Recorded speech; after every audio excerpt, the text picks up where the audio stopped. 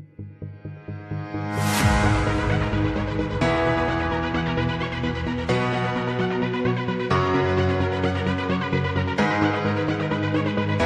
karena tadi di 2 video sebelumnya udah Om David, sekarang gantian gue yang coba jadi hostnya nih. Ya, Bang Geri Sukatafa. Bang Geri Sukatafa. Mudah-mudahan nanti habis dapat pencerahan nih dari Lupit, gue nanti bisa bikin ya ini Bang Geri Sukatafa lagi nih, mudah-mudahan. Amin. Amin. Nah ini kita lanjutin yang tadi nih Pit. Kan ada setelah gue tadi tanya, ternyata tadi banyak pertanyaan nih di IG, Instagram ya. Instagram, di baik itu di feed maupun di Instastory. Nah mungkin untuk memperdalam ilmu gue juga nih tentang sulcata, gue akan coba bacain nih beberapa pertanyaan dari teman-teman semua. Mungkin yang gini Pit, yang pertama. Boleh. Gimana? Dari Danang Adityo. Danang Adityo. Iya. Beli indukan di mana Om? Kalau WC ribet nggak urus izin-izinnya? Nah ini tadi pertanyaan gue tuh yang WC. Iya. Nah, sebenarnya di video yang sebelum ini ada ya. Ya. Cuman ya karena tadi udah nanya, coba Om David jawab lagi ya. Kalau mau beli indukan itu ada 2 cara. Yang pertama ya kita pesan dari importir, karena kemarin tuh ada yang open PO ya. Kamu ikutan aja pesan, kalau nggak salah per ekornya harga kemarin masih di atas 20 juta, tapi ngambilnya harus sekali banyak ya. Oke. Nggak tahu deh, kalau ngambil lebih dikit 1 atau 2 ekor mungkin lebih mahal dari 20 juta, bisa 22, bisa 24, bisa 25, nggak tahu, tergantung ukuran juga. Nah ini juga nggak tahu nih dia tangkapan liar atau bukan, nggak tahu juga. Jadi mesti dipastiin lagi sama si importir, dia itu nangkap liar atau memang di sananya ada farm juga, indukan dari farm yang dia bawa. Yang kedua ya kita hunting dari grup-grup, dari komunitas. Ada aja kan yang mungkin dia pelihara dari kecil atau dia beli dari sedang, terus sekarang udah ukuran indukan, dia udah bosen atau butuh duit, atau memang dia diomelin sama istrinya. Mau juga ya gitu, mau dijual gitu. Iya. Ada juga. Jadi kita bisa hunting cari sendiri, atau kita hubungin seller-seller besar atau importir. Kita mau pesen dong, bisa. Oke. Bisa. Terus tadi apa, izin-izin ya? Iya, izin-izinnya gampang nggak urusnya? Nah, kalau izin-izin ya kalau kita impor sendiri ya butuh permit segala macam ya susah. Susah. Jadi kita nitip orang. Kalau nitip orang nanti kan pakai izin-izinnya dia. Jadi kita juga jangan lupa kita minta nih. Mana bukti surat karantinanya, mana bukti surat kita beli dari dia. Jadi ya buat pegangan aja. Jadi kalau ada apa-apa ya kita ada lah, itu doang sih. Iya. Berarti yang paling gampang emang pakai importir aja ya. Jadi nggak usah ribet urus izin-izinnya. Nah, dikit nanya nih Om David, ini kebetulan bedain antara dia WC dan yang farm. Nah, agak sulit ya. Tapi biasanya kalau yang WC yang dari alam itu dia pertama smooth tuh gimana ya? Dia nggak nonjol tempurungnya, jadi nggak piramiding. Biasanya kalau yang WC itu dia karena kebentuk dari alam, dia makannya juga bagus, dia makan tinggi serat mulu, slow growth ya. Itu tempurungnya dia bulat gitu loh, dom bulat, nggak nonjol kayak duren, kayak nanas gitu, nggak piramiding. Cuman WC biasanya itu banyak rusak-rusaknya di tempurungnya, gesek-gesek, atau ada serot, atau ada patah-patah, ada bolong. Jadi nggak mulus ya, nggak 100% terawat lah. Karena kan di alam dia bisa ketemu sama siapa aja kan, predator, manusia yang inilah atau sesamanya lah saling berantem gitu. Tapi biasanya yang common itu dia kalau WC itu dia nggak nonjol dan dia biasanya agak agresif ya, agak takut sama manusia. Jadi kalau kita datengin dia ngumpet, dia mendesis, dan dia doyannya biasanya rumput. Dikasih sayur dia nggak terlalu mau makan, butuh adaptasi dulu. Yang dia kenal makanan tuh rumput. Plus dia gampang stres kalau WC. Biasanya teman yang nggak selalu seperti itu sih. Ada juga WC yang udah di keep beberapa lama, dia udah adaptasi. Gitu. Susah sih kalau ngebedain secara visual tuh susah. Kita butuh jam terbang yang tinggi lah. Sama butuh pengakuan dari si sellernya, si importirnya. Ya ini WC, ya ini bukan gitu. Oke, yang paling gampang segitu ya. Iya kayak gitulah. Terus yang kedua nih, dari Hariman Project. Apakah ada indukan jantan yang tidak bisa berhasil atau pasti selalu berhasil membuahi? dan ukuran empat berapa yang paling aman dan tingkat keberhasilan tinggi jika ingin membeli indukan sulcata. Ini kayak tadi gue udah nanya. Udah nanya juga, mesti nonton video yang sebelumnya juga. Hmm. Jadi banyak juga indukan yang ya kalau Om David istilahnya banci lah, bencong. Jadi dia nggak mau kawin sama betina. Ya kan bencong artinya. Iya. Makan doyan, badan gede. Kawin nggak mau. Nah, jadi ya kalian harus benar-benar cari yang jago kawin. Artinya mintalah video bukti gitu loh, jangan terburu-buru beli. Mana buktinya kalau si pejantannya tukang kawin? Gitu. Nah, jadi udah ada bukti banyak, ya harga mahal sedikit nggak apa-apa baru beli. Jadi nggak beli kucing dalam karung. Iya. Bilang jantan, tapi Tau-taunya ngondek ya. iya, padahal ngambai. Terus apa lagi tadi? Ya, yang ketiga sekarang dari Wiwit Soya. Berapa perbandingan yang ideal jantan dan betina untuk ternak Om? Dan umur berapa biasanya sulcata mulai bertelur? Nah, ini tadi kayaknya tadi udah tanya lagi, ya kan? Kalau mau jawaban cepet 1:2, 1:3 lah. Oh. Ya, di video sebelumnya tadi juga udah dijawab tadi ya, pertanyaan Bang Geri juga sama.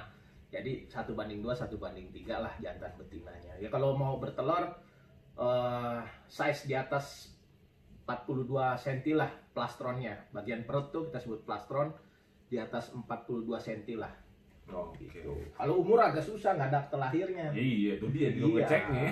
Susah. Ini pertanyaan keempat kayaknya hampir sama nih dengan yang ketiga dari Wiwit Soya tadi. Sekarang dari Urek Mazino _980. Modal buat indukan 2 betina 1 jantan cukupkah Om gitu? Ya cukup kalau pejantannya jago kawinin tuh 2 betina. Kalau enggak ya mau sampai tahun berapapun ya nggak jadi kamu tuh ternak nggak berhasil. Berarti yang penting cari pejantan tangguh tadi. Betul. Yang agresif, yang kelihatan gesit, yang doyan kawin. Yang doyan kawin. Ya, nah, itulah. Jadi jangan sampai ngondek ya. Itu yang utama dan terutama itu. Yeah. Nah, kalau soal harganya tadi juga udah dikasih tahu ya, harga pasaran sekarang pas open PO kemarin masih di atas 20 juta per ekor. 20 juta ya itu kan. Kemudian ini dari IG story nih pertanyaan. Dari mulai baby sampai nelor butuh berapa tahun? Nah ini mungkin buat yang mau beli ini kali mau piara dari kecil. Dari kecil terus dia sampai nelor kayaknya lama ya. Lama. 8 tahun ya itu tadi. Kalaupun udah ukurannya, kalau kita pelihara dari kecil kan bongsor tuh. Kalau istilahnya CB Indo tuh captive breed. Maksudnya hasil ternakan di Indo. Kita beli, kita kasih makan, lama-lama gede kan. 4 tahun, 5 tahun aja tuh udah gede banget tuh kalau dia doyan makan. Tapi dia secara usia belum mature.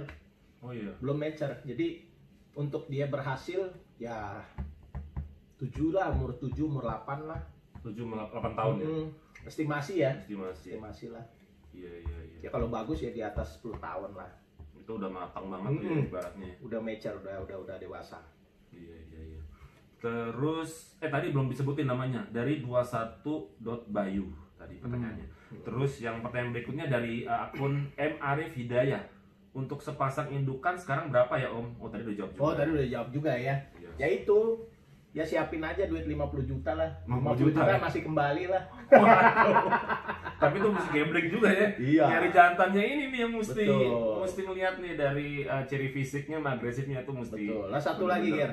Jangan kita mudah tergoda sama indukan-indukan yang harganya sangat miring. Dulu Om David pernah beli indukan, harganya 6 juta. Bayangin, indukan harga 6 juta. Ukurannya murah banget. Ukurannya 50 cm. Oke. Nah, terus ya alhamdulillah 2 bulan. Habis itu udah nggak ada. Mati karena emang dari beli sakit udah sakit, harganya aja udah nggak masuk akal kan.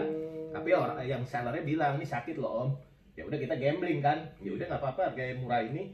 Murah kalau mati jadi mahal Ger. Iya benar 6 juta. Waduh, kemarin belum lama beli lagi tuh. Harganya nggak nyampe 10 juta. Cewek juga 50 cm. Oh. Nah, mati lagi Ger. Mati lagi. Aduh, kapok deh, mendingan beli yang agak mahal sedikit. Berarti tapi sehat. Harga tuh memang kita harus concern juga ya. Nah, kita curiga, harus banget kita curiga kalau harga-harga pasaran itu harganya mahal 15-20 juta, terus ada yang orang jual 5 juta, 6 juta. Padahal dia ngerti kura ya. Beda cerita kalau dia nggak ngerti. Artinya kita membohongi dia kan. Iya. Atau dia butuh banget digade gitu. Tapi kalau dia paham ngerti kura terus dia jual kura dengan harga nggak masuk akal, terlalu murah, ya kitanya harus waspada lah, harus hati-hati. Gitu. Oke. Terus pertanyaan berikutnya dari Bandung Tortoise. Nah, ini untuk jantan siap dari size berapa dan betina dari size berapa? Dan Om David untuk ternak nuhun Kang. Ini kayaknya tadi udah ya? Udah sih. Size berapa tadi? 40-an ya? Ya di atas 40 cm lah. 40 ya? Walaupun biasanya pejantan itu yang memang bagus ya. Dia udah mulai 35, 36 tuh udah mulai kayak laki-laki akil balik gitu. Udah seneng gesek-gesek. Beneran loh. Ada batu dia gesek-gesek gitu. Udah mulai belajar. Tapi bagusnya ya 40 cm ke atas lah. Jadi dia udah tepat pada saat naikin juga nggak salah lobang. Nggak salah lobang. Nggak sembarangan. Terus ini ada dari Widianti Pratiwi, ini kayak kenal sama iparnya. Wow, ini kayaknya nih saudara nih. Woi, nanya woi. Nanya. Saudara kita itu. Saudara. Halo Mbak Tiwi. Halo.